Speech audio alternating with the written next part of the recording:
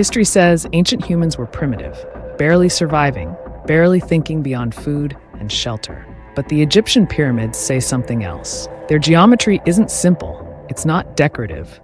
It's mathematically precise in ways that shouldn't exist yet. The angles line up with Earth itself. The proportions hide constants modern math names thousands of years later. And the measurements still work today. No textbooks, no calculators, no modern instruments, yet the geometry is exact. So the real question isn't how they built the pyramids, it's how they knew what to build. Because this kind of knowledge wasn't supposed to exist yet. And once you see the numbers, you can't unsee the problem. Engineers studying the Great Pyramid notice something disturbing. Its base perimeter divided by its height equals 2 pi, the same constant used to describe circles. This means the pyramid encodes advanced geometry, not decoration, not coincidence. To design this, you must understand how straight lines relate to curves. But according to history, this knowledge should not exist in 2500 BCE. Before we go deeper, please subscribe to our YouTube channel, because no one else delivers research-driven videos like ours. We focus on evidence, numbers, and architecture. Back to the mystery. The pyramid's slope angle is almost exactly 51.84 degrees. Change it slightly and the geometry fails. This isn't trial and error, it's intentional. So where did this knowledge come from? Because the builders weren't guessing, they were calculating. And those calculations don't belong in this timeline. Random construction creates errors. Small mistakes grow with scale, but the Great Pyramid resists error. Its sides align to the cardinal directions with extreme accuracy. This requires stable reference points, repeated observation, consistent measurement. Inside, the geometry holds again, angles remain true. Proportions stay balanced, weight is distributed with control. This isn't brute strength, it's planning. Geometry doesn't come from luck. It comes from understanding. Someone knew how angles behave at scale, how ratios survive time. That knowledge isn't accidental, it's deliberate. Which creates the next problem. If this level of geometry existed, why was it never clearly recorded? Because knowledge like this doesn't appear once. It comes from somewhere else. The pyramid's alignment isn't limited to Earth. Its shafts point toward specific stars, Orion, Sirius, stars tied to rebirth in Egyptian belief. But belief alone doesn't explain accuracy. These shafts lock onto star positions as they appeared thousands of years ago. That requires understanding precession, the slow wobble of Earth's axis over time.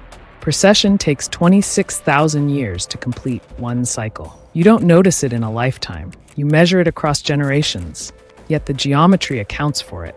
The pyramid freezes a moment in the sky, a cosmic timestamp.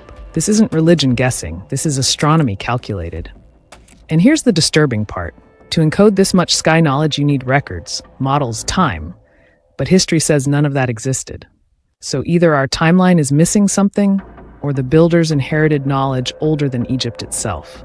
And if that's true, the pyramids aren't the beginning. They're the echo. Here's the strangest part. After the Great Pyramid, Egypt keeps building pyramids, but the precision gets worse, not better. Angles drift, alignments weaken, the math fades. That's backwards. Technology is supposed to improve, knowledge is supposed to accumulate. But the highest geometric mastery appears at the very beginning and then slowly disappears. This looks less like invention and more like inheritance. As if the first builders were following rules they didn't fully create, rules passed down, copied, then gradually misunderstood. Later pyramids imitate the shape but miss the deeper mathematics, which means the Great Pyramid isn't the result of a learning curve.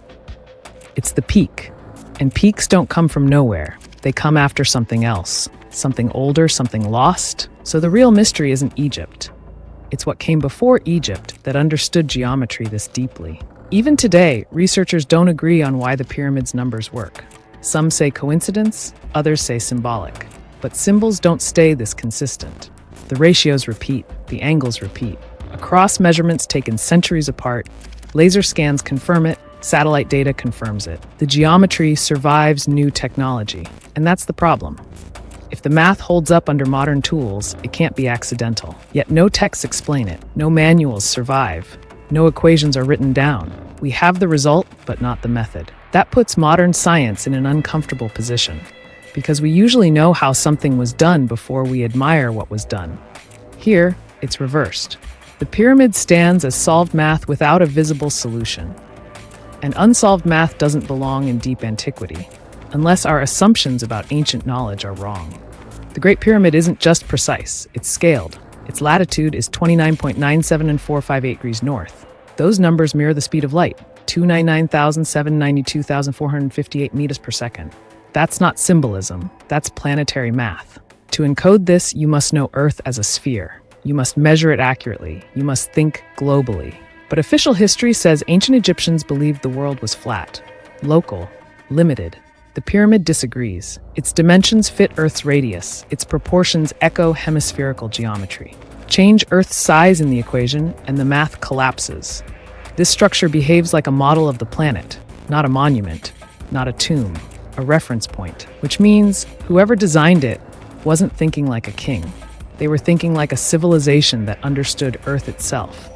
And civilizations that think that big don't appear suddenly.